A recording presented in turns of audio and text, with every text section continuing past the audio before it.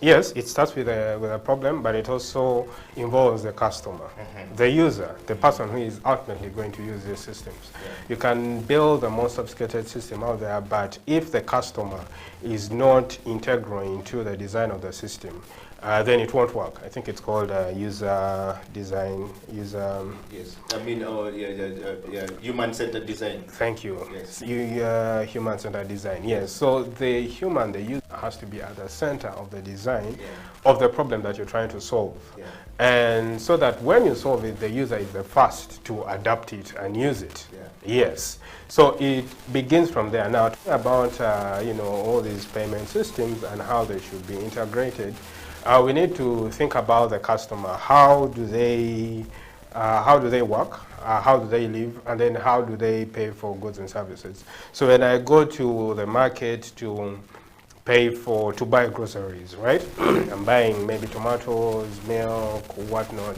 How am I paying for those goods and services? How much do I have? How much am I willing to spend?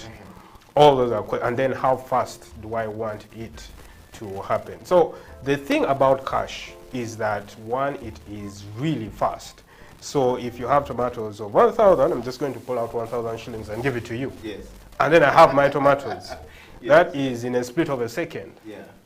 Now, you come up and say, no, let's get that out of the way. We have a better solution here. We're just going to give you a POS machine, and then when a customer comes with their card, they're going to... By POS, you mean point of sale? Yes. And then they are going to, swipe their card and then going to pay.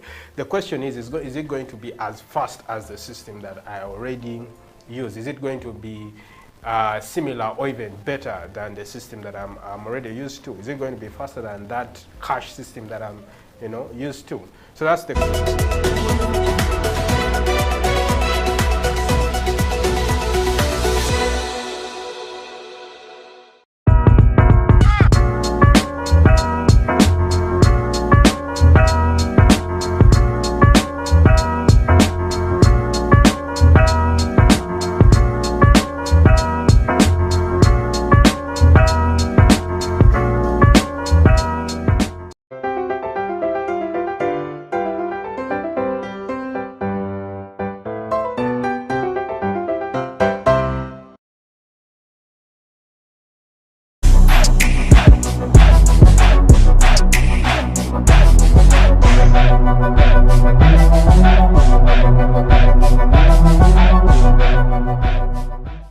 France is happy, joyful, and proud to be France. That's the first thing we can learn from France. Yeah. France knows all about France. France celebrates France. France celebrates its history, its cuisine, its language, its music, its culture. So when we want to have a conversation with France, it helps if we also come from a point of celebrating our history, our culture, our heritage, our food, then we can have it. Because the conversation involves exchange. Yes. So we have to have something to bring forward. And if we don't yet understand ourselves fully, if we don't yet celebrate ourselves fully, it's difficult to begin to share what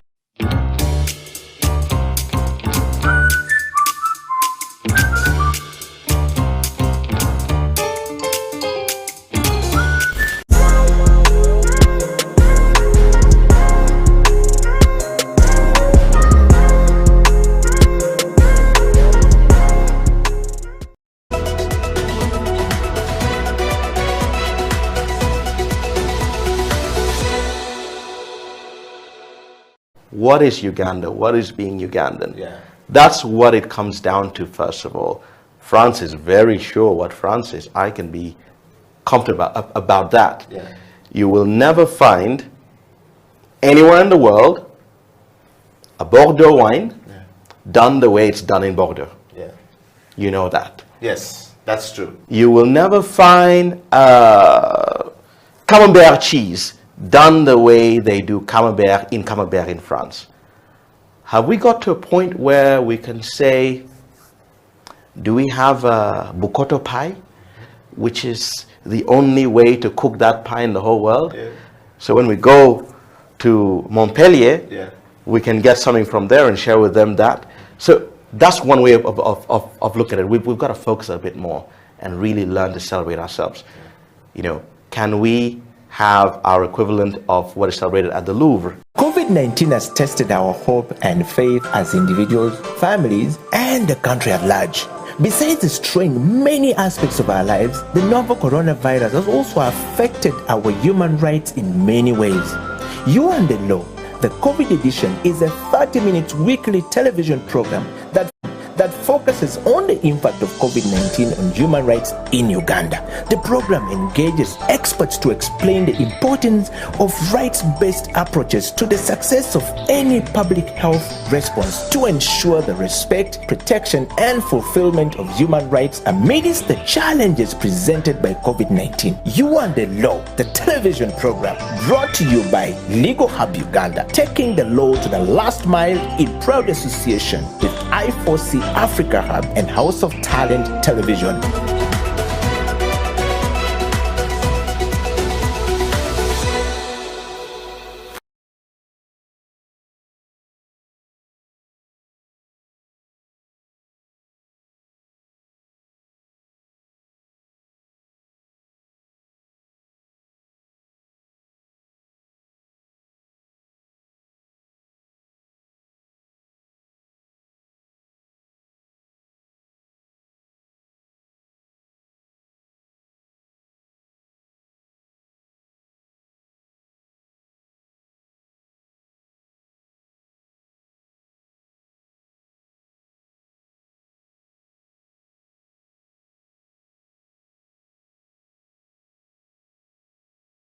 That we thought of was to bring the law to the TV audience, you know, in this country. And again, I believe this is also pioneering in different ways, because other people simply discuss the law from the surface, you know. So we want to unpack the law, you know, to the TV audience, because I believe the radio will be focusing more on the people in the last mile, you know. But the TV audience is the base. So if you come to Kampala, you realize that the majority of the people only listen to the radio in the morning when they're driving to work, you know, and the evening when they're driving back home. And you know, at that point, someone is a bit anxious, you know, going to work and coming back. So they basically want to listen to music, you know. So we want to see how we can take this television to their offices, you know, to their homes, at their own convenience, you know. So that's why this project comes up, you know. And so we have designed a number of projects, I mean a number of topics that we want to handle under this. So there'll be a COVID edition, you know, but generally we'll be discussing other aspects of the law like you had rightly introduced. Yeah, so I thought perhaps, I know you've sort of given us a sneak peek into the future, but I thought we could maybe start by revisiting, you mentioned COVID. Yes. And I'm wondering, why is it important to actually have a conversation around, you know, COVID and the law? Because this is you and the law, and then suddenly you're talking about, you know, COVID. Some because, you know, COVID is a medical issue. Why are we discussing it in you and the law? You should be telling us about theft, you should be telling us about murder and things like that. So could you sort of try to give us that intersection? Yes.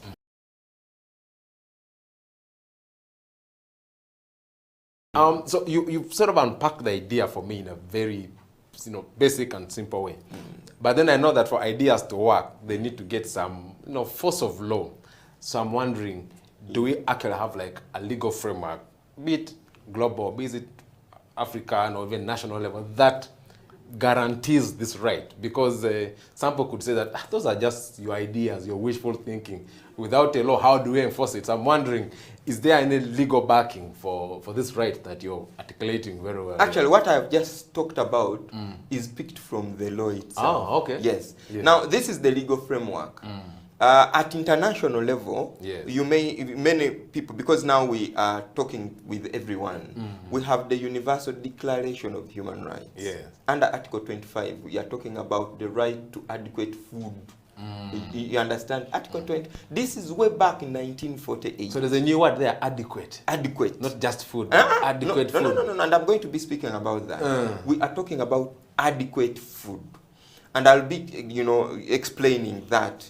Then, after that, in 1966, we have the International Covenant on Economic, Social, and Cultural Rights. Yes. Article 11, also articulating that state parties to the convention, to which Uganda is a party because we signed it in 1981, that we must, every state party must respect the right of everyone to adequate food.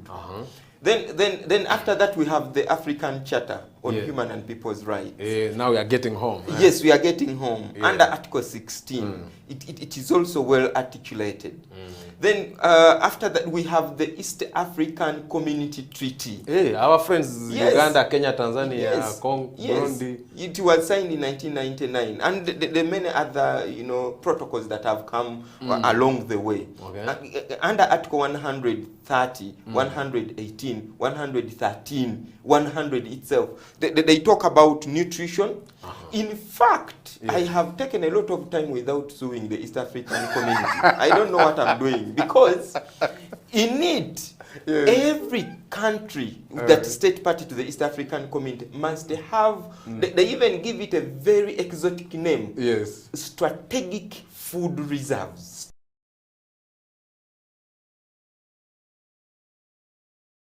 You've given so many illustrations of the different disabilities. Right. But how would we explain disability as a concept? What does it mean before we get an example? Well, first of all, we need to appreciate the fact that person with disabilities, when one asks you what they mean,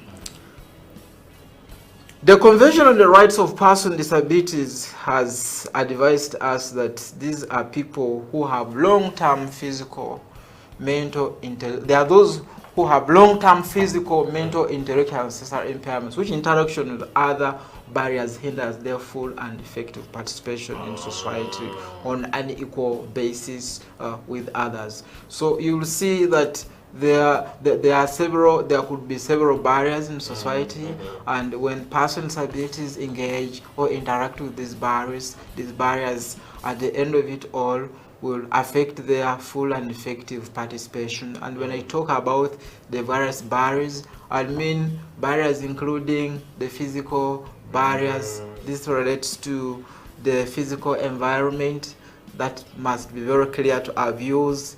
We have the physical structures that are not accessible to persons with disabilities. We have the physical structures without ramps. We have physical structures without electronic elevators. We have toilets that are constructed that do not, that are constructed that do not actually are accessible to persons with disabilities. Then we also have attitudinal barriers. That relates to generally attitude, how we perceive, how persons with disabilities are being perceived. And then we have communication barriers. Communication barriers, this mainly affects persons with hearing impairments, who include the deaf, who include the hard of hearing persons. I hope our viewers know they can distinguish between the hard of hearing persons and the deaf.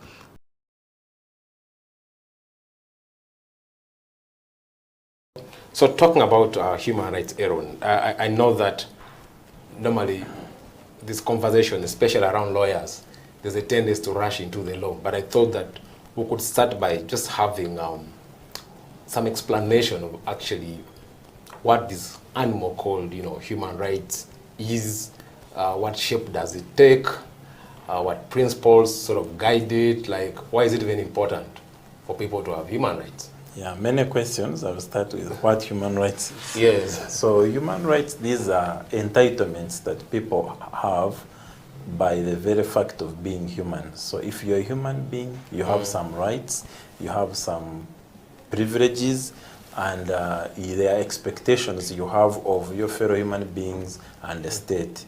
And the body of law that governs that is called human rights. For example, And also human rights, if you're very religiously inclined, these are rights, you say, given by God. If you're not so religious, you say that they are my rights because I'm a human being. Because a human being has inherent worth, inborn worth, innate worth. Worth that is not external. Worth that once you're a human being, that's it, you have it. So once you're a human being, you're supposed to, you have privacy. Yeah. The shape of your private parts. What you do with them. That privacy you need to, it's yours by God's grace and by, Allah. Yeah, you are born with it, yes, or Allah, or Buddha, or whoever you, spiritual anchor you have.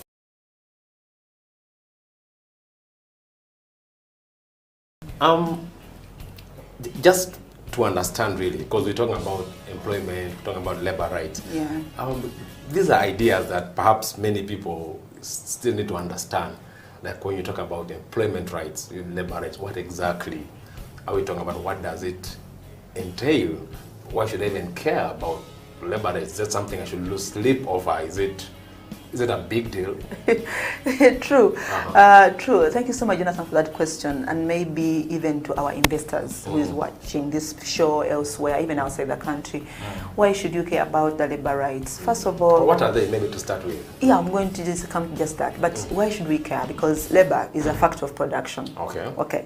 So in production, we have this labor component, and often than not, when we are planning our businesses and everything, we never think about the labor force itself that actually is going to be doing this particular business that you're setting up, or this franchise that you're thinking about. So labor is a factor of production, but it has, and because it's a factor of production, if it's not well handled, it has a direct impact on the production, on the output. So if it's well handled, it also have very positive impact on the output, on the growth of every enterprise, every business that anyone sets up. So we need labor at the end of the day. So that's why you should care about labor. Going back to the law itself, as a country, Uganda is a very progressive country. Yes, when it comes to setting up laws and policies, we are a very progressive country. Even you're looking into the rest of the East African country, we are very progressive. We are a member of the International Labour Organization, and because of that, because it's labor, we have ratified, Uganda has signed quite a number of international conventions, and maybe to the person watching us, conventions are those internationally agreed upon, let me call them sets of like rules and regulations or laws. You can take it like that, literally. So those ones, those internationally agreed upon sets of laws and rules, is that they give a basis upon which a country goes back and actually contextualize those rules into their setting.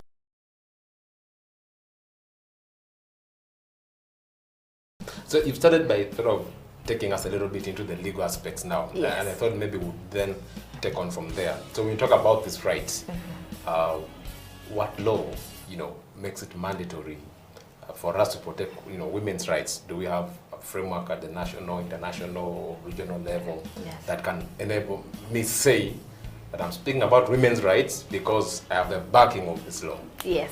So as I said, broadly for human rights, of course, we know that the one legal framework that we look to, where all the other laws are derived, is the Universal Declaration of Human Rights.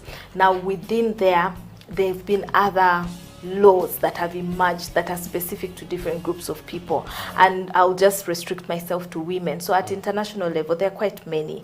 So, but the most pronounced is CEDAW, which really focuses on elimination of all forms of discrimination against women. That is what it stands for. So within this law, there is a framework provided for what women's rights should look like. What countries that subscribe to these international laws should ensure that exist within their national laws. So if you look at Uganda as a country, as a signatory to these international covenants, it is within Uganda's mandate to now domesticate or to pull elements of this law and put them in their national law, because international laws have an international application. So for an international law to be applicable in our context as Uganda has to draft a law that takes into consideration components of this law. So within the country, of course, we have the constitution that is very specific on issues of, women's rights. The constitution makes specific mention to, the fact that women are vulnerable and that women, along with other vulnerable groups, should be protected. And the law specifically also provides for affirmative action, very innovative ways through which women can be elevated to the same level, because we know that because of these social norms, many women are excluded from decision making, many women excluded from participation in the public sphere. So the constitution is very specific in terms of, what should happen, but also the constitution gives powers to the parliament to enact other laws that stream from the constitution that are very specific to these vulnerable groups and specifically women. So from that we have very many pieces of legislation that entail issues around women's rights. So I'll give an example of some of these laws. We have the Domestic Violence Act that specifically addresses, domestic violence. Big issue. Exactly. So we also have the Female Genital Mutilation Act that specifically addresses female genital mutilation. You realize that there are certain aspects of women's rights that are unique to women based on these negative norms. So for example, female circumcision is not something that applies to men. So that is why the law is very specific. And it disagree. At least it will not have the word female in it. Yes, so we have the Female Genital Mutilation Act. We also have the Trafficking in Persons, where they're looking at certain practices within the framework of trafficking that have specific application to women. And so you find that these small pieces of legislation address specific areas of women's rights, but also within other legal frameworks, other laws, you realize that there are specific aspects that promote the rights of women, that promote equality, that promote non-discrimination, that promote elements of equity. Equity is really, you're not striving to make people equal, but that you're creating a platform that raises them to a certain level where they can fairly participate with other groups. Yes.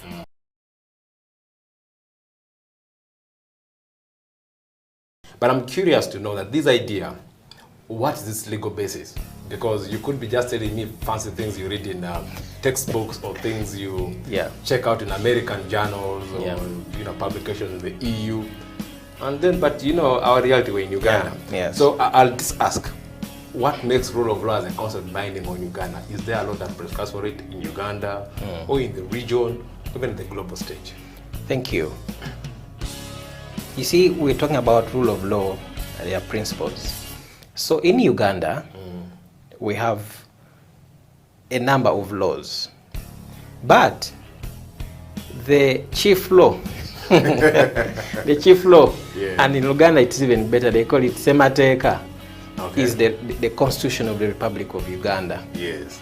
But in Uganda they call it Semateeka. You've heard of Namunswa? The queen of the anthill. Yes. So there are those names. So the chief law is the constitution.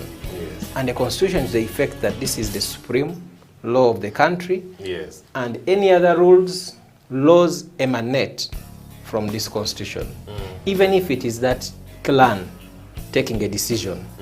You've heard of people who say when a girl gets pregnant, we roll them off a cliff and they die. Yes. But the constitution is saying if there is any custom that says otherwise to the constitution, that custom is null and void, because everyone's right to life has been preserved by the constitution, which is the supreme. So the constitution is telling us no one should die except if court has sentenced you to death. Yeah. Now, if you a clan leader, in all your glory, you think that you can just roll down someone's daughter, off the cliff and they die, then you are going against the law. Therefore, you're going against the rule of law because you're not respecting the constitution. So, out of the constitution, there are various laws, and the constitution gives parliament to make power. At some point, parliament also delegated some functions of making law to the minister. The issue of COVID-19, all these regulations that people have been hearing about. Yes. By the way, they think that they're presidential. They think that these laws are by the president. Yeah. I know we'll come to analyze that. Yes. But that's a minister's function. So we wanted to have a situation where not every time you'll have to call MPs to sit. So somewhere in the Constitution, in the Acts of Parliament, the parliamentarians delegated some of that function to the minister, but also to be exercised judiciously and not in a wanton manner. That Mr. Ochom is a difficult man. Let me make a law and say that he will not eat food for the rest of his life. No. It has to be judiciously so that we promote a harmonious society.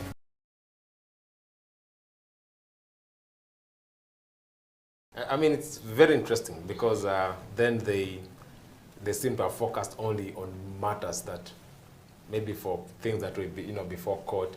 I don't know if there's anything they did around resolving land issues, say, around during using the local council codes or other structures, because I'm sure that even within them, there were a lot of cases arising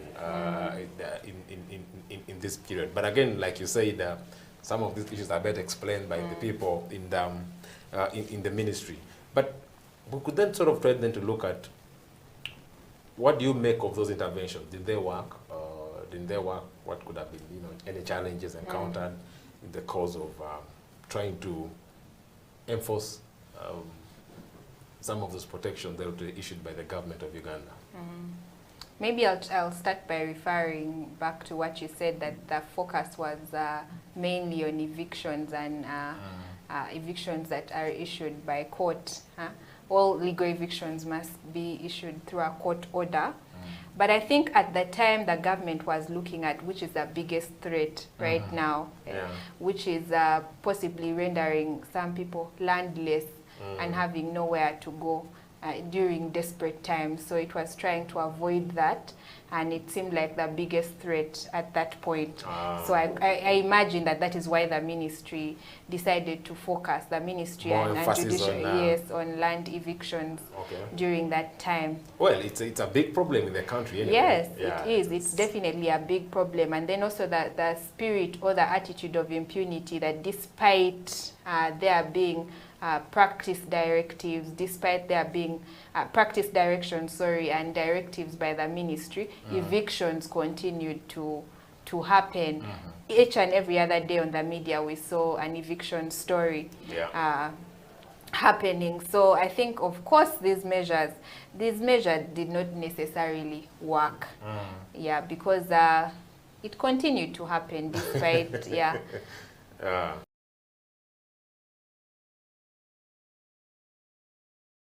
Okay, Rose, you mentioned that we don't have an express law on the right to health. So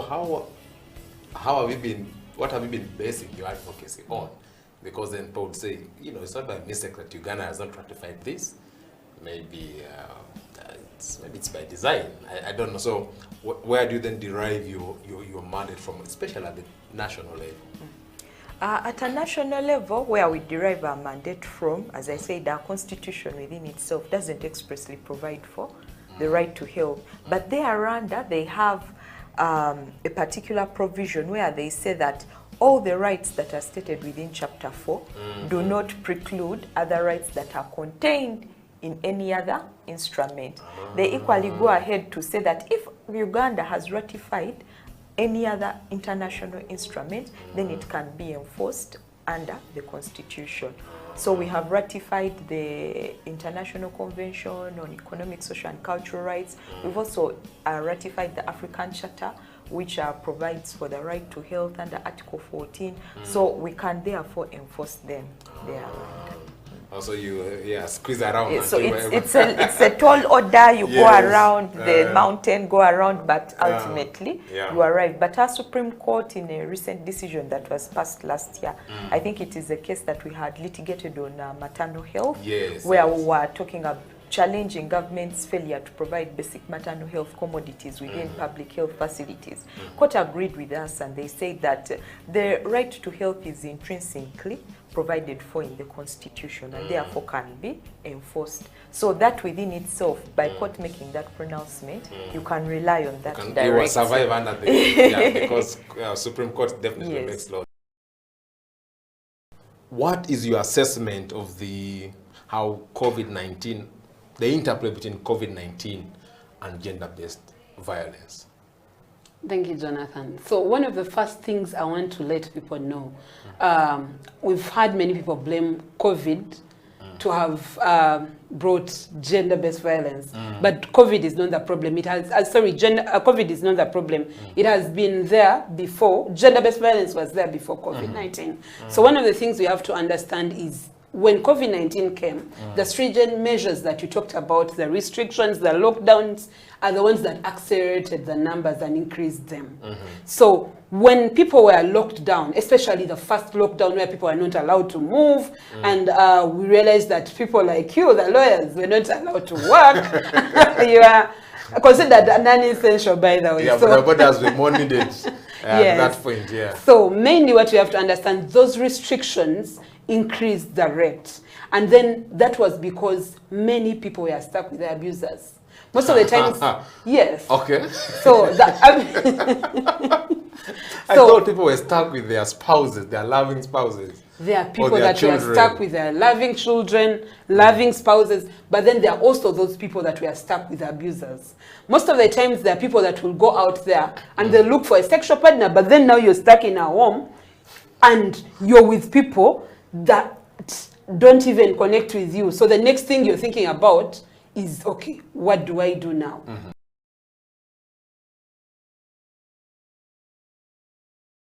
What would you be assessment of the steps the government of Uganda took to curb the spread of the virus? Well, I think we did well at first, because to everyone things were quite clear that we needed to avoid many people dying, and in fact people were scared. Yes. There was a time when they declared the second lockdown. Actually, people were compliant. There's a time people took it upon themselves, for example, to wear masks. Yes. So there was a huge level of discipline and cooperation with government. But you know, because people have different interests, the people have economic issues to deal with on a daily, because they must put food on the table.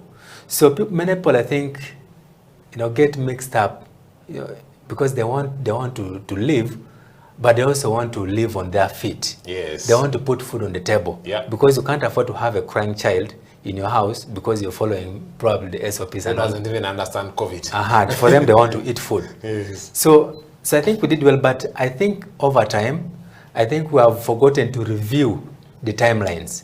For example, if we talk about the night curfew, is it still having any relevance? Because it's affecting people's other rights, movement, assembly, and all these things. So is it still achieving a legitimate purpose? Because people have argued in different parts, in Kenya and other places, they're saying, what does COVID-19 have to do with the people staying in their houses in the night? And yet at daytime, they're in Chikubo, in their thousands. So I think government needs to strike a balance. I think there needs to be review, because this curfew, some of them have stayed for a very long time. In Kenya now, they're saying that they don't see the relevance of the night curfew, for example. They're saying let the economy be opened. And I think it's a compelling argument, because so many economies around the world have suffered as a result of the COVID restrictions. Countries have lost taxes and things like that. So I think Uganda tried, but I think more review needs to be done with a view to opening up the economy. Yeah. Someone could argue that perhaps a lot of transmission happens in the night because the economic activities perhaps done at night, you know, people could be in a bar, in a party mode, and a lot of mingling that could justify us being asked to go home early. But you know, that's just perhaps a view. Emma, we need to then think about what we learn, because I don't think that if COVID-19 ended and there's nothing we learn as a country, I think that would be a bit of a problem. What do we learn from the COVID response? What lessons can we pick that perhaps can be used to respond to a similar situation if it happened in future? Yeah, like I have stated previously before, we need to think about planning, better planning. Planning is always key, because we have failed in most instances. Most of our reactions to very many things have always been chaotic. So the government needs to plan better. Yes. We need to embrace technology, like government has been speaking of late, since last year during the COVID. I mean technology. But if we're talking about technology, for example, campaigns were taken to radio and other media mechanisms. But even then, government followed people towards radio stations. You heard that some presidential candidates had appeared on radio stations to campaign, and for some reason the radio station could be switched off. You know. So if we're saying that we're embracing technology and all the things, then allow people to express themselves within that. Last year, I think a year before, we saw government came up with a tax, social media tax of sorts. Yes. The OTT. Now they have removed it because of the poor reaction from the people. Yes. They removed it and now they have imposed a tax on buying data. So if we're talking technology, then you should be making data affordable to the people. For now, by imposing a tax, I think it's like 12% or something like that, it's unaffordable to many people. So it becomes a luxury that is enjoyed by a few people. So we need to think of better ways. Also, we need to think of funding innovations that enabled people to enjoy similar rights. Our country, I think, lags behind. You cannot easily find many companies, entities, or even the government that is willing to put in money into innovations. The innovations are left behind, and we're talking about technology now. So most of the money which is coming into innovations to enable us enjoy some of these rights is coming from outside the country. So, but if government is taking a leading role in fighting for technology to be embraced, then we should have homegrown solutions, even including funding to some of these innovations.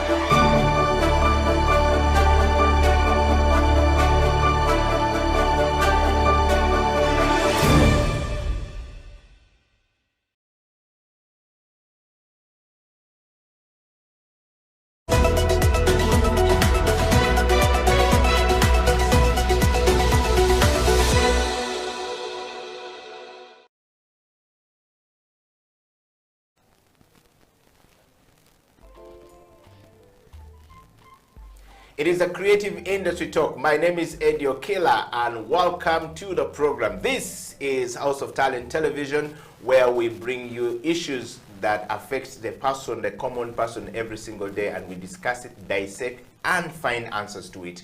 The Creative Industry Talk is a program that brings together the creative brains, a platform for every one of us to be able to think creatively, to discuss issues that affect us, but of course, discuss the products that we have in the market. How do we work with this? How do we create prices here, there, and what, those things.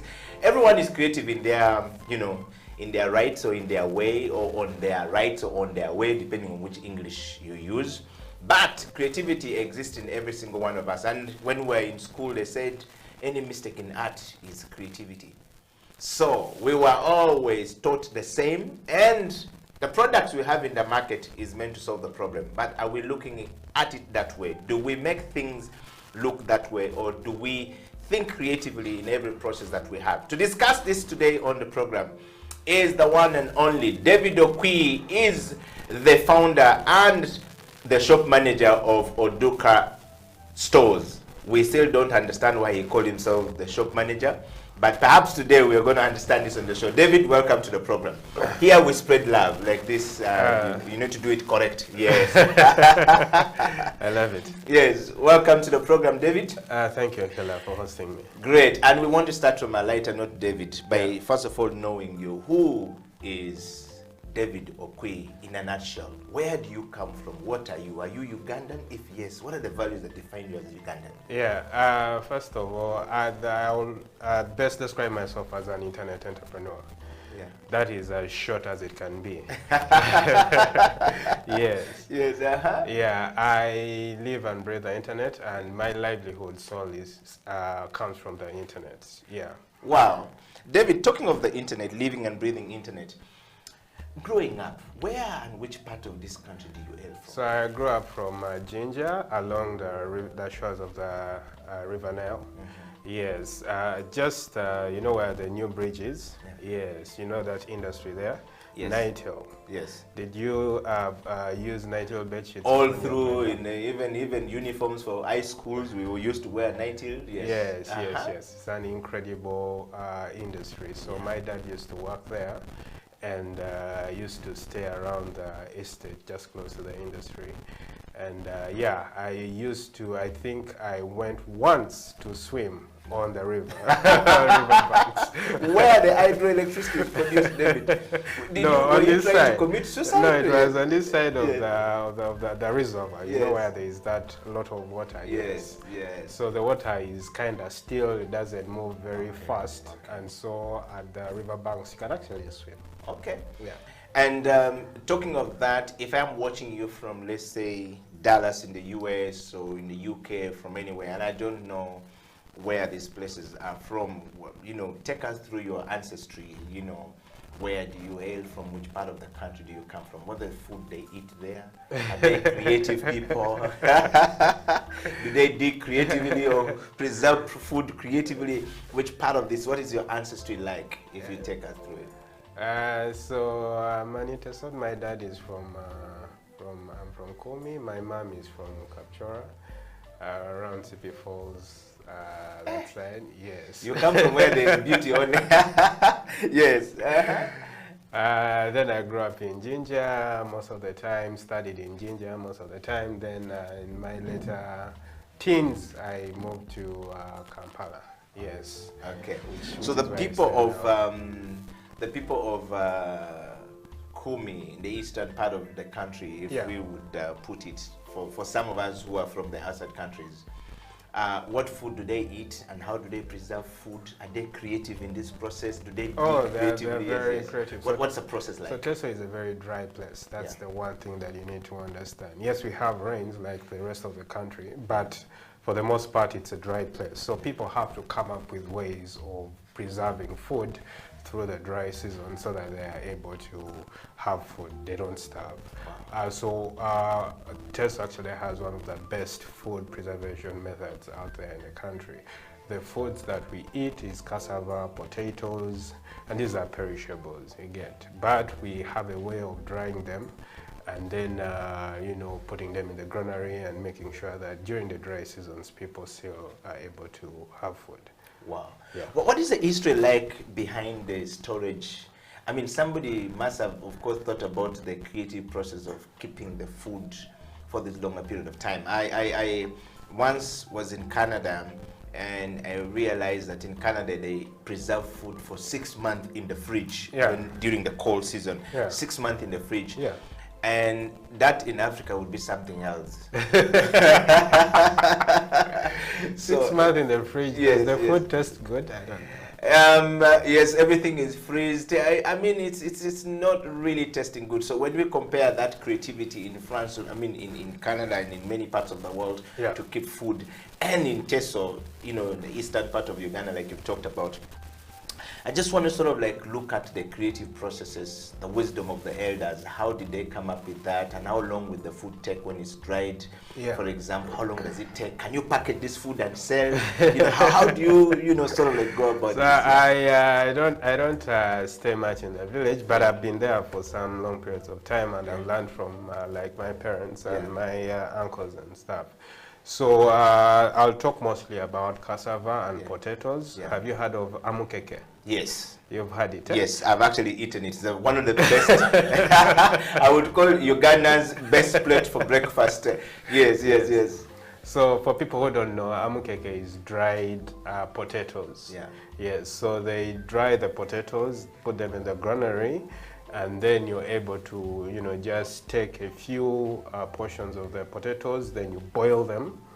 And now when you boil them, put in a little bit of salt. You can also put in OD if you want. Yeah. That is, which is simsim paste. Yeah, Okay. ginat or simsim paste, and then you take with chai mukalo. Wow. It's really the best Which, breakfast. which is black tea. Yes. Wow, so these guys have just given us, so this is a creativity coming from Teso. Yeah. I want to just take a moment to welcome everybody to the program. This is the Creative Industry Talk. My name is Eddie Okila. This morning I'm talking to, or this afternoon, this night, or this evening, depending which part of the world you are, I'm talking to David Okwi, who is, you know, an internet breather and eater, if you would say it in a nutshell, as he said it. Entrepreneur. As a man who think creatively using internet and creating stuff, and of course integration. Today in the program we want to discuss system integration. We're looking at the local content development. Everybody's talking about local content development. You've heard about local content development in oil and gas. But we're looking at local content development focusing on creative system integration, on Buy Uganda, Build Uganda, Bubu. We are talking about this. And David Okwi is the founder and the shop manager at Oduka Stores, which is an online platform. I would say is the Amazon of Uganda in the making, okay? And perhaps going to go Africa. We want to just understand this, David, from your point of view. Are you a creative mind? Do you look at yourself as a creative mind? Or what is creativity to you, first of all, to start with? So I don't look at myself as a creative in the traditional sense of a designer or an artist or a painter or that kind of stuff. But I think that I'm creative, just like everybody else has to be creative. So to me, creativity speaks about using your imagination to solve problems. And that cuts across anyone, whether it is government or big corporations or small businesses or individuals or families and stuff. Yeah. So it is really using your imagination to solve problems. That is creativity in a nutshell. Yeah. Let me take you a little bit back, David. You know, growing up, you obviously went through a traditional, you know, educational system that we all go through in Uganda or in Africa, in most part of Africa. Yeah. But I want to just take you through a little bit. What is your background like? In terms of education? Yes. I am an engineer by training or by education. Yes. How did you become an engineer? Growing up, did you always see yourself as becoming one? How did you end up there? I sort of gravitated more towards machines, objects, electronics and stuff. So naturally I leaned towards the engineering bit of it. I was fascinated by tech by the age of, let's say 12 years. And I grew up close to, like I said, my dad used to work in a textile industry, and sometimes I would have free tours to the factory. It's really huge. Like it is, I think, one of the biggest industries in East Africa. Yeah. So I would move around. It's like, I don't know, maybe 5 football pitches. Yeah, so you move around, you see machines doing lots of, you know, fancy things and all. So I was really fascinated from an early age to admire and to love engineering. Yes. Okay. So if somebody is looking at you now, would want to think that, you know, that background shaped your way of becoming an engineer. Yeah. How did your parents look at it when you're growing up? Normally parents are very fascinated with certain things they want their children to do, or a certain way they want their children to become. What was like with your parents, your mother and father, when you decided to gravitate toward maths, physics and all these things? Yeah, but my dad is an open-minded person. You literally just do whatever you want and whatever that you're really good at, and he's just there to pay the school fees. You probably had the easiest, most, you know, adorable dad. Yes. Not like ours. Some of us were always told you have to be a certain thing in life, and if you're not, it's a problem. Yeah. You know, and some were caned. Some of us who were left-handed, our hands were tied on the neck so that we can become right-handed. Wow. Yeah, so there are quite a lot of things that goes in there. Yeah. So David, growing up as a creative person, from the way we looked at you, you were more leaned toward tech from a very young person age. Let's talk about, did you ever make wired cars? Yeah. In pursuit of becoming an engineer and stuff like that? Absolutely. Yeah. Also, everyone in an estate that I grew up in, literally, the boys and the girls as well, they literally, everyone made their own toys using, you know, these wires. Yeah. So we'll go to, you know, these fences that are made from these wires. We'll screw that up, unscrew it, and then break the wires, and then use rubber. Tie it together, then use slippers, you know the slippers? Yes. Cut the hole in the to make the tire. Cut the hole, make the tire, and then there you go with your car. And they will really be strong. You could actually use them to fetch water.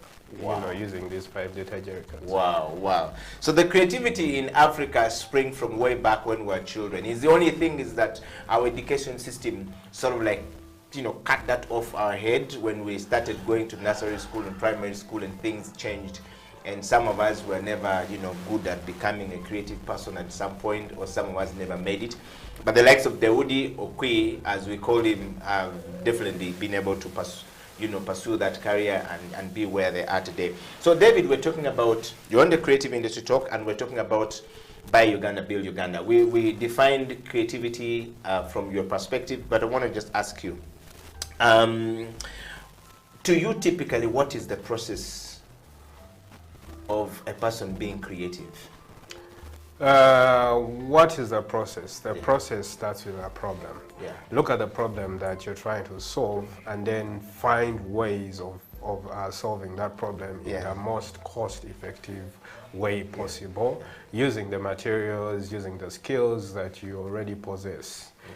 So if you're working with people, you have to organize people around you to come together to solve a common problem. And when we talk about creativity from a point of creating a product, and you know, or a brand or a product, you obviously have been into the process of creating one for yourself. And you have one in the process. Typically, take us through that. You know, how do you start and where do you start from? Because everybody, we believe, is creative. But the level of creativity varies. Some are very intuitive in their process, others are very you know, slow in their process. Some people need a kickstart at the back, and you just kick them up and they start waking up and they start doing it by making life hard for them, like COVID-19 came and gave some of us a butt kick, and we're doing it. And some just do it easily. But to you, did it come just naturally, easily? I like how you described it. There is no one way of reaching the creative path. It can be chaotic, it can be organized, it can be forced, it can be out of coercion and hard times. Can come from all angles. But I'll talk about the Onduka experience, literally, how we started the Onduka store and how we got here. We started right before lockdown in 2020, just when the coronavirus had started. At that time, online shopping was still something that was taking off. Some people would do online shopping, others wouldn't. But when the coronavirus came, we didn't start a Onduka store because of the coronavirus, but it found us. It found us right at the beginning of the incubation. But so how we started, how we approach the problem is that, okay, we realized there's a lockdown, there's a restriction in movement, people couldn't go to shops, and we decided to launch the store online, mostly. We had a physical store, but we said let's concentrate online first. And then when you launch an online store, there are basically a number of things that you have to nail. You have to nail a way of people discovering you and finding you, because it is not like a store that people walk in and then find your products. You have to find a way of storing your goods. You have to find a way of delivering the product to the customer. you have to find a way of people paying you eventually. And then you have to find a way of managing customer relations or customer care. So we had all these facets, and we needed to bring them together and put them in a product or a service that could work in this market at that time. So COVID helped us in a way because it accelerated the trend towards online shopping. For the very first time, some people made an order online for the very first time. Not because they wanted. Because COVID gave them a kick. Because, as you said, the creative process, that kick, you know, it forced them to make purchases online for the very first time. And when you do something for the very first time and it works, it becomes a part of you. You say, oh, okay, this thing actually works. And then before you know it, it becomes a lifestyle, becomes the norm, it becomes the new normal. You realize, this is how it should work. It should have been this way all along. Wow. So, yes, the hard times accelerated our creativity as well. And it helped us reach that goal. So we just had to play around with delivery, make sure that the product reaches the customer as early as possible, make sure that we had convenient payment methods. You could either pay cash on delivery or you could use mobile money. So we had very flexible payment methods that were convenient to the customer. We were not rigid at all. That's how it worked for them. Wow. Well, you're hearing David Okwi right here on the Creative Industry Talk. We're going to take a break, and when we come back, we will dive into the discussion of, local content development, focusing on Buy Uganda, Build Uganda. David will define that, his understanding of that a little bit, but then we dive into our main discussion today, which is system integration. He's talked about mobile money and his system and how it works and how they started. We want to know, how do you integrate all of these things together, and how can we, the creative people who create products like David, begin to use the system and integrate the system to be able to, sell products without you having to go there should coronavirus continue? Should we go into another lockdown? How do you deal with it? Stay right there. I'll be right back after the break. This is Creative Industry Talk. Eddie Okello, David Okwi. We'll be right back after the break.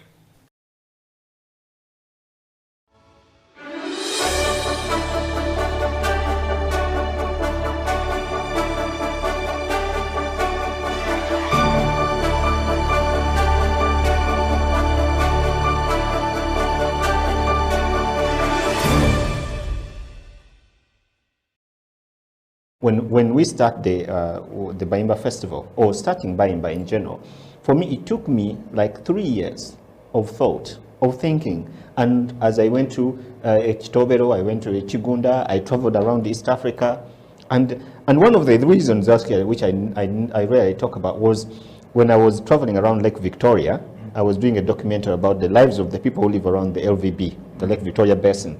I went to Kisumu, I went to Mwanza, and I realized actually all these people have so much in common, but they know little about each other.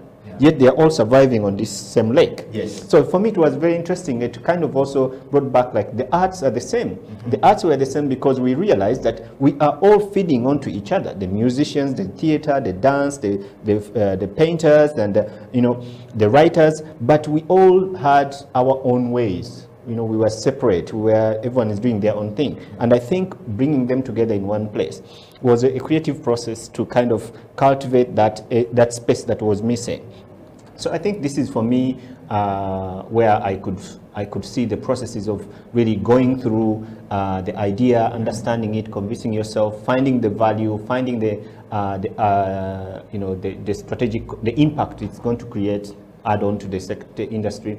And also when, like at Bayimba, when we are going through our creative processes of thinking about strategically what are we going to do, it takes quite some time when you have conversations with your staff, your colleague, the sector. Sometimes we ask people questions 1 month after the other, and sometimes I feel, so I'm like, okay, and they don't feel like Bayimba is asking us too much, But I think it's important for us because we need to understand why are we doing what we're doing? How are we going to improve? And how can we do better? Where did we go wrong? And of course, sometimes you get some, advice, which is not liked, but at the same time, it's good for you to hear it from the people that you're serving. So that process for me, it's important. And to be innovative at the end of the day, you have to be impactful. You have the product has to be useful to the people that it's going to serve. Okay. Faisal, fear is the greatest enemy of innovation. Yeah. And quite often, most people start the thinking to create something. The innovation of, I want to innovate something, they think I want to innovate this kind of solution. And most times, somebody asks and says, do you have the money to start this thing? Do you know this takes a lot of money to do this? And before we know it, we shelve the idea and we don't do something about it. Yeah.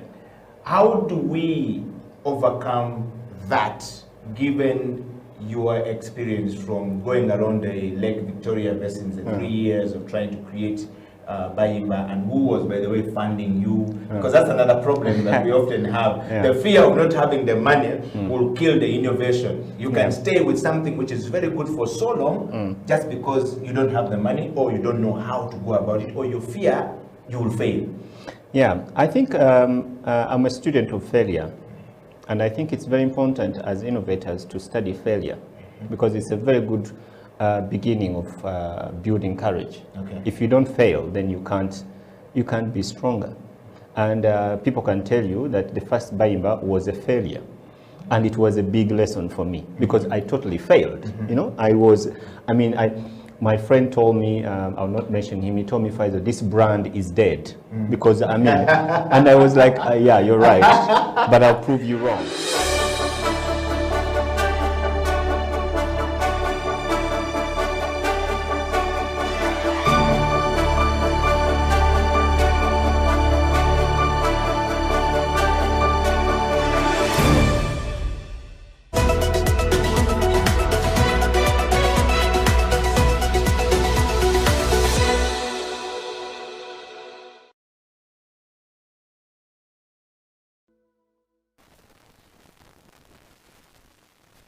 Welcome back from that break. This is the Creative Industry Talk. My name is Eddie Okela. In the studio is David Okwi, the founder and the shop manager at Oduka Stores, an online stores in Uganda that is selling electronic products.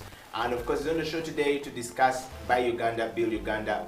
We are focusing on local content production, but we're going to gear our production, rather our discussion towards system integration. You've heard from David how they've created the Oduka and how they were able to sell things online, and some Ugandans being able to order things for the first time online. And if you're one of those who want to hear from you, what was your experience like? Share it with us far and wide. We'd like to hear from you. David, welcome back to the program. I want to just take a moment to read some comments from some people here, David, that has come in the middle of the show. We just want to hear from them and what are they saying.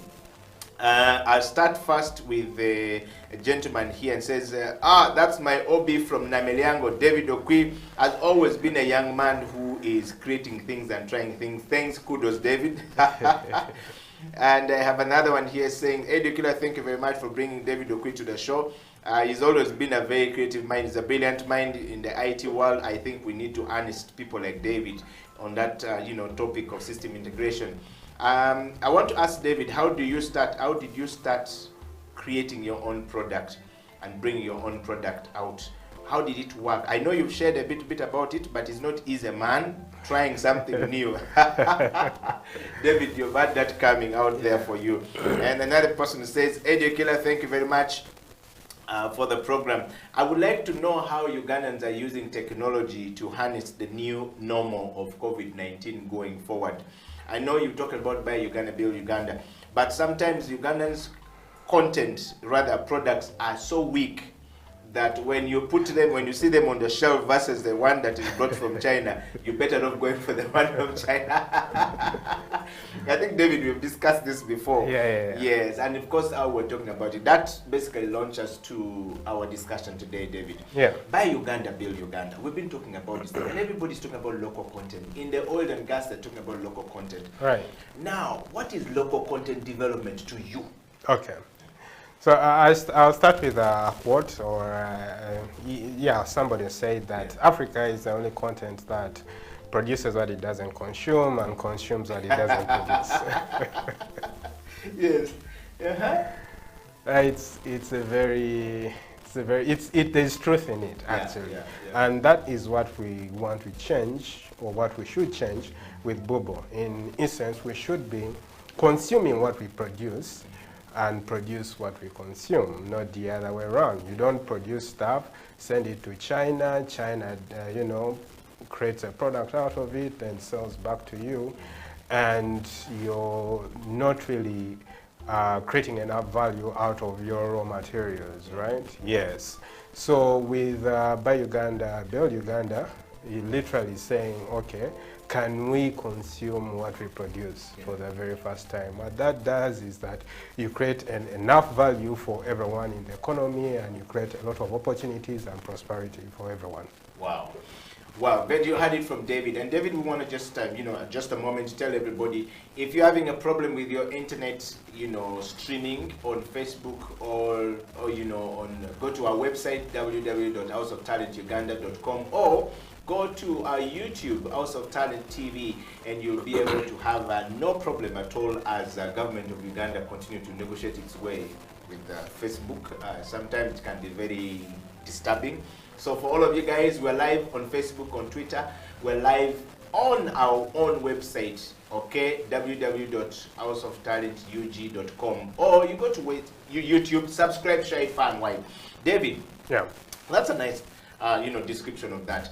So when we're talking about local content, Buy Uganda and Build Uganda, do you think that we have been able to, Ugandans understand this, Buy Uganda, Build Uganda? Yeah. Do they understand? And if yes, to what extent? So there are two different Ugandans in this spectrum here.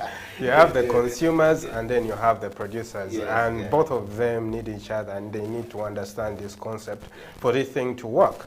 If I'm a producer and I'm creating stuff and there is no one who is consuming, then it doesn't make sense at all. And the other way around, if I'm a consumer buying things from outside and not buying the stuff that the producers in the economy are creating, then it doesn't make sense. So it is two sides of the same seesaw that needs to work together in order to make this really work. Okay.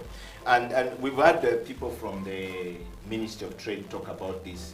But there's also an outcry out there, like you've had somebody already asking a question, saying that it's nice to talk about Ugandan local content, but he's saying that when you look at a Ugandan local content on the shelf versus the product brought from Kenya, he would go for the one from Kenya. He said the one in Uganda is not very enticing. Which takes us to branding and product development and communication, which a discussion we've set to have with an expert coming in at some point into the program as we progress in discussion of the local content. But specifically, how were you able to package your product, locally made here, package your product and be able to sell to people, even though some of them are imported products? Yeah, so to respond to that user, that's a consumer right there, saying that, yes, I want to buy your stuff that people in the economy are producing, but they don't live up to my standards. They don't live up to my expectations. And since we are living in a free market economy where people are willing to, pay willingly with their money, they are, they're just going to sidestep your product and they're going to buy the product that they think fits their standards. So once again, it goes back to both the consumer and the producer. The producer has to meet up to the standards of the consumer. So if the consumer wants, let's say, this coffee up to a certain standard, if that coffee doesn't meet my standard, I'm not going to buy it.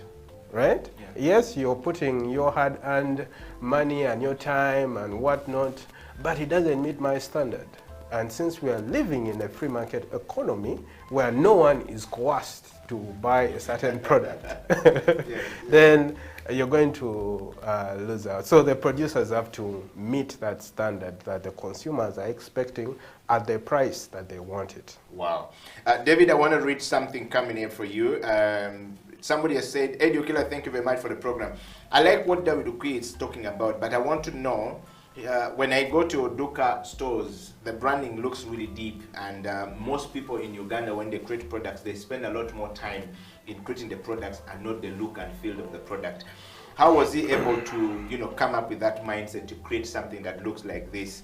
It's not a typical Ugandan website where you go there and the branding is looking so weird and not good.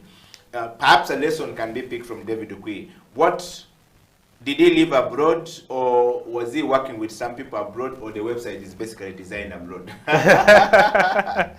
That's the question there for you, David. Yes. No. The website is designed and developed strictly from Uganda by Ugandans. I'm actually part of the team, the developers. But I think you heard Jeremy Banyanzi here. Yes, he was saying about branding and all that. And I liked his talk. And basically it boils down to a brand is your promise. What are you promising the customer, right? And can you live up to that promise? That's what it is. It is, brand is who you are. It speaks a lot about you as an individual first and foremost, and what you're bringing out to the market. Yes, when you look at for example, the House of Talent branding, which I absolutely love and adore, it's delivering a certain promise, it's delivering a certain message, and it's saying we are here and we are all about local content, we are all about local talent, and we are here to develop really great content that is informative, that is there to build the country and the nation. That is what a brand is, more than the colors and all these cosmetics that come to augment that brand. Yes. Well, we're talking to David Ukwi, and you're on the Creative Industry Talk. We're discussing local content development. Of course, it's a broad topic. You know, everybody is talking about local content development. But products out of Uganda, locally we are creating these products. Who is consuming them? Can they stand the test of time? You know, do they have the value? Can we export this product going forward? That's what we're talking about. We want to dive more deep into this topic with David Ukwi, talking about system and e-commerce and system integration. David, a lot of times we've discussed so many things about e-commerce. COVID-19, of course, came and opened up the door for this to work in Uganda. Right. We were forcefully taken into a lockdown, and somehow the president kept saying, use border borders to buy things, buy vegetables from there. And it started to work out slowly, you know, deliveries are there now. But the downsides of some of these things that we're talking about was ability for the money to move from one end to the next. There are times when the mobile money system is completely down. You send your money, and then the mobile telecom guys tells you, you call customer care service, we will work on this thing in 24 hours.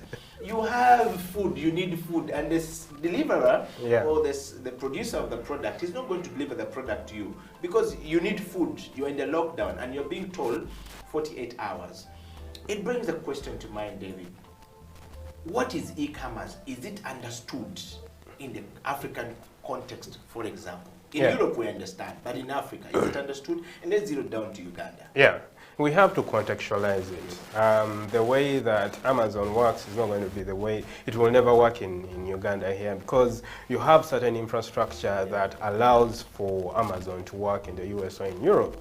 You have the postal, the post office system, you have the good housing structure with plot numbers, and you know, you have a delivery system, logistics network already built in there. You have a payment method powered by Visa and credit card. There is a whole infrastructure that has already been laid for hundreds of years, way before Amazon even, you know, came into the market. And for us, we have managed to leapfrog some of those things. For example, we don't have a telephone system. Do you have a telephone at home? The landline. Yes, yes. Which is wireless, it's chargeable, it can go off. Yeah. The traditional one we had with UTL is no longer working as it used to be, yes. So we leapfrogged the telephone system as we know it to mobile phones. It does the same thing. It's all about communication. Excuse me. It does exactly the same thing. So here we have border borders which are really agile and fast. They can cut through jam, and they know the the local places and all that. In Europe, you probably have vans and all, you know, trucks. Even and all riders that, themselves, and all yes, that. yes. Exactly. So we have different sorts of infrastructure, and we have to find ways that we have to design systems that work with the existing infrastructure. Yes, and that is what e-commerce or Duka is trying to do and adapt. Where we don't have payment system like Visa, can we use alternative payment methods that the customer can still use, right? And we have actually seen a lot of progress and success in adoption of, say, cash on delivery and mobile money on delivery. Yes. So somebody is not going to pay upfront on mobile money, but they're going to wait until the delivery guy comes, and then they pay using mobile money. Then you ask yourself, why did they pay? Earlier before using mobile money, yes. On the website. Yeah. But this is the economy. This is your customer. The customers prefer that they see the product or the package. You have arrived. Okay, now let me pay. Okay. Because trust isn't yet built for online businesses. There are a lot of shady guys out there. They can fleece you. They can, you know, run away with your money. What are you going to do? And it has happened. So people are skeptical. The trust system is still built in, and stores like Oduka are coming up to rebuild that trust and say, okay, you can trust us. You can order and pay online, and then your order will come. Yeah. Yes. So those are some of the things that we are trying to do in the market. Yeah. David, there has been a very serious issue here in the market before. In fact, it's an ongoing challenge as we speak right now. The banking system versus the mobile system. Yeah. Somehow COVID-19 came in and people were not working, and a lot of people were not earning. Yeah. But already it was a problem that was brewing there. Yeah. That the economy started slowing down because of politics and elections and all that stuff. Yeah. It's been going on for some time. Yeah. People started to, high taxation started to make people keep money in their bedrooms or in their, you know, under their beds. Yeah. Or some in a box. And then of course the high rate of corruption in the public system have also, you know, sort of like made it difficult for people to put money in the bank. Yeah. Now, there's a time when people are not putting money in the bank. There's a time when you put your money in the bank, and then when you want to use your money, they make it very difficult for you to use the money. Yeah, yeah. And then there's a time when you you have money, you want to bank it. Yeah. And then the banking system using mobile money you have on mobile money to put in the bank is also giving you a time. So people get frustrated. And you know what? Let me just keep my money, because why am I struggling with this? When I put my money in the account, they make life difficult for me to get it. When I finally give them my money, they make life difficult for me. May I just keep my money there? Yeah. This has been going on for some time. Yeah. And it's frustrating for a customer who is trying to buy goods and services, you know, online. Yeah. You have been a system developer and an IT person and a software developer. We want to know from you, if I am a creative mind and I've created a product, say for example, you know, Okela Health and Services, my service is about making people fit, health and fit, and I want to be able to record a video and send it to that person. Yeah.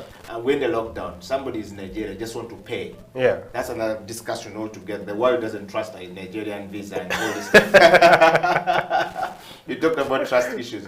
Yeah. And it's difficult for me. How do we build trust and continue to build a system that is more harmonious in a way that I can bank my money easily, I can use my money as and when I want, I can buy goods and services as I want, because what you've talked about there is basically typically come back to this frustrations around the systems. How do we make this work? So I'll start by saying that money is just information. Yeah. Yeah. So when we say, when the bank says, when you go into your bank account and you see maybe 50M, right? It's not like the bank has your 50M, a stack of cash, 50M somewhere in the corner. That's not what it is. It's just information. It's just saying we owe you 50M. That is all. Probably that money has already been lent. Yeah, but I'm a border man. I've taken my sack. I have given you my money with a sack in there. Yeah, that the bank is going to lend it to somebody else. Yes. It's never going to stay in the bank at all. Yes. Money is information. It's just digits, right, in a database in the banking system that says, well, we owe Eddie Okila 50M. And we should be able to give it to him whenever he wants. So when you go and withdraw the money, you're basically just liquidating. You're converting those digits into hard cash. Yeah. If at all you want the hard cash. If you're paying for something online or at the counter, we are just converting, we're just transferring those digits from one system to another. Yeah. So the most flexible system should actually be money, because it's just digits, it's just information. Yeah. Ironically, it's not. It's very hard to move money, probably for a lot of reasons, money laundering, trust issues, regulation, and all that. But again, this is where creativity comes in. Yeah. The banks need to be creative around how can we make money fluid. It should flow freely like information. You know, when you go to your Twitter stream and you see, you know, the feed flowing with content and news and images and all that, it should really be fluid, because money is just information. It's just digits. That is all. Of recent, we've seen the emergence of agent banking, which has sort of improved and made the processes a lot more faster. Yeah. Yes, the banking system is built on a very rigid and expensive system or setup. You know, a banking hall has all these sophistications built in, the design of the banking hall, the security, the tellers, the what. And whenever a bank is going to open up a branch in a certain location, there is a lot of investment that has to go in before they do. So they do the math and maybe they don't open a branch somewhere or not. So agent banking reduces all those costs associated with opening up a branch in a particular location. Yeah. Yes, and it uses agents or people that have a stripped down version of a bank in locations that are closer and more convenient to people. Mostly to, I would say, liquidate money. When you need to go to the bank, you want to withdraw to have the hard cash. Yeah. Yes. Otherwise, if money is left to be solely digital, then you probably don't need a banking hall at all. Yeah. Yeah. If you want to pay for something, that can be done digitally or electronically. If you want to, I don't know what is money used for. It's basically for paying for goods and services, right? And that is just a matter of, you know, deducting your bank account and crediting my bank account. And that can be done electronically. You make it look sound easy, David, but that's what it is. Yeah, but it's not as easy as that, because sometimes I know you've talked about the agent banking, and the agent banking has come in this era and time. Yeah. But people are not trusting.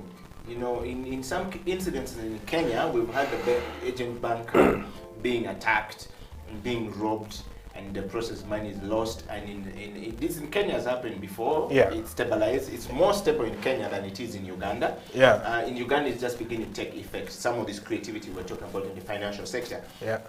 In Tanzania, it's almost the same. In East Africa, it's almost the same. But there's this old fear that, what if my money I give to David, who is an agent banker, and he doesn't get there? What sort of system does the bank and the agent banking person have that sort of like give me security that that thing you're talking about digitally, if it's punches like this and I give 10 million to the agent banker, and how quickly is this money going to, how quickly is this, what kind of system do they have to this money to reflect on my bank account, so that when I log on to whatever app I have for banking system, I'm able to see money immediately? Right. What kind of system that we should be looking into to sort of like build our you know, neutralize our fear? All right, so I'm not a banker, I'm not in the banking system, but this is what I know. before you probably become a banking agent, you will have to go through a verification process. You'll have to send in the paperwork. Maybe you have to be registered, your national ID, you know, things that prove that you are an authentic person, you are a citizen, and you do legitimate business. So before you sign up to being an agent, you're going to have to go through that verification. Then number two, during transactions themselves, when I go and deposit money to an agent, to a banking agent, I'm going to get a receipt, number one, and then number two, I'm going to get an SMS on my phone that says, okay, this transaction has been validated, it has been authenticated, money is in your account. And then you as an individual, before you leave, you probably have your banking app there. You can go and check your bank balance and verify that, yes, money is now deposited on your account. So these are all checks and balances that the banks and their agents can implement to make sure that, you know, they earn trust from the customers that, you know, this system works and that their money is secure. That is really very important. David, we're going to take a break, and when we come back, we will be discussing one thing. In fact, 4 questions which we're going to be discussing to wrap up this. It's going to be about system integration, but we're talking to David Okwi, the founder and the shop manager at Oduka Stores, an online platform in Uganda that started, you know, a few years ago and is building, and people are able to buy electronic gadgets from there online, seeing that they order and is delivered to them. It's something that is new, something that is working. It's a local content created in Uganda to make life easier for you to order electronics, genuine electronic stuff. Of course, you can go and check them out, oduka.stores.com. You'll be able to find a lot more information from there. And of course, we're talking about local content development in Uganda, focusing our discussion on, you know, system integration. Buy Uganda, build Uganda. System integration. What does it mean to say buy Uganda and build Uganda? And how do we integrate system to be able to make sure that some of the things we're talking about is actually feasible, is working, and it's consumable for a consumer out there, but also it's usable for a producer out there of the product. Stay right there, I'll be right back after the break. This is the Creative Industry Talk. Edio Killer, David Okwi. We'll be right back after the break. Of the pack. It helps you become the trendsetter. You know, humankind is set in a way that they will always have a thing for the pioneer of things.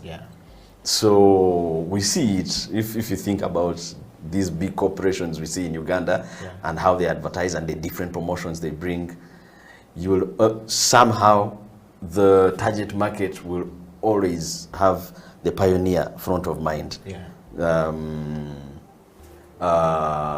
So for me, creativity, that is how important it is, because you will get the masters, you'll be an A-lister on the papers. But if you do not know how to channel, because there's not one company in the arts or in business, as we know it, there's not a company that hires more than 10 people, and all of them are not creative.